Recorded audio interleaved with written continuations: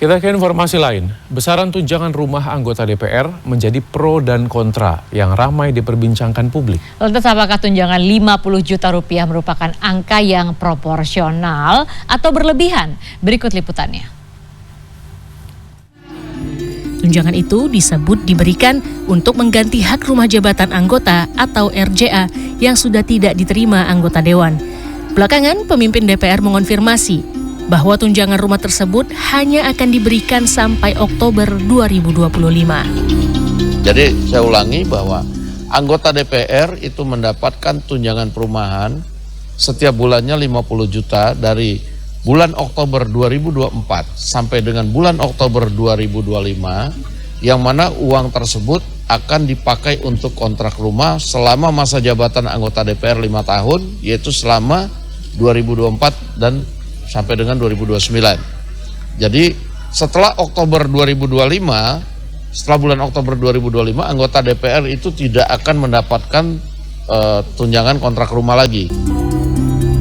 Berdasarkan surat edaran Sekjen DPR RI, Surat Menteri Keuangan dan Peraturan Pemerintah Nomor 75 Tahun 2000, gaji pokok anggota DPR adalah 4,2 juta rupiah.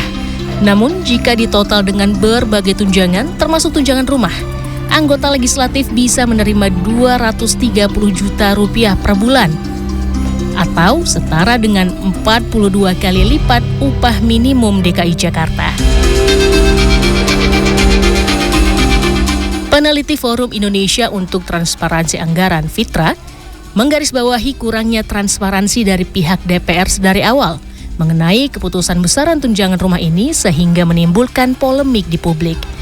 Itu tadi ya Mbak, jadi sebenarnya kalau misalnya secara transparan disampaikan dari awal, misalnya tunjangan ini kami, misalnya tunjangan terkait tunjangan 50 juta ini dipilih karena apa dan sebagainya, atau misalnya ketika dibuat kajian, kan kajian itu bisa menghasilkan suatu perbandingan loh, mau dipilih renovasi atau misalnya dipilih memberikan tunjangan rumah dinas yang per bulan itu. Nah itu kan kemudian jika ditemukan ada selisihnya kan tentu bisa dipilih misalnya opsi yang lebih meringankan keuangan negara. Menurut data BPS, backlog atau jumlah rumah yang dibutuhkan dengan jumlah rumah yang tersedia mencapai lebih dari 9 juta unit. Dan 26 juta rumah tangga di Indonesia menempati rumah tidak layak huni. Bahkan menurut Wakil Menteri Perumahan dan Kawasan Permukiman Fahri Hamzah, saat ini angka backlog sudah mencapai 15 juta. Sejalan dengan Fitra, pengamat pendidikan sekaligus CEO founder Jurusanku, Ina Lim menyoroti gaji dan tunjangan DPR yang besar seharusnya sebanding dengan kerja pengawasan penganggaran, termasuk salah satunya dalam sektor pendidikan yang menjadi program prioritas pemerintah. Jadi kalau bayarnya mahal tapi masyarakat benar-benar merasakan kinerja DPR itu bagus, melakukan pengawasan betul-betul terhadap dunia pendidikan dalam hal ini ya. Jadi kita benar-benar merasakan tidak ada kebocoran dana BOS, dana PIP, sehingga benar-benar uang itu tersalurkan untuk masyarakat. Tentunya masyarakat tidak keberatan kalau gaji pejabat dan anggota DPR itu tinggi. Jadi kan sama-sama menguntungkan.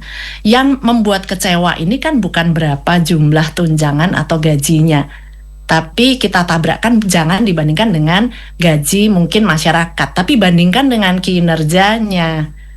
Apakah dengan value for money, dengan kita membayar gaji seperti itu, kinerjanya apa yang kita dapatkan?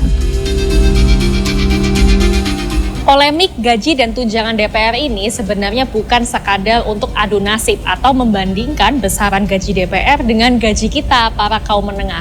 Melainkan persoalan sesungguhnya adalah terletak pada relevansi pemberian hak untuk tunjangan rumah anggota dewan diikuti dengan kewajibannya yang harapannya melakukan check and balances dengan kinerja yang berpihak pada rakyat. Putri Demes, Maranatha, Jakarta.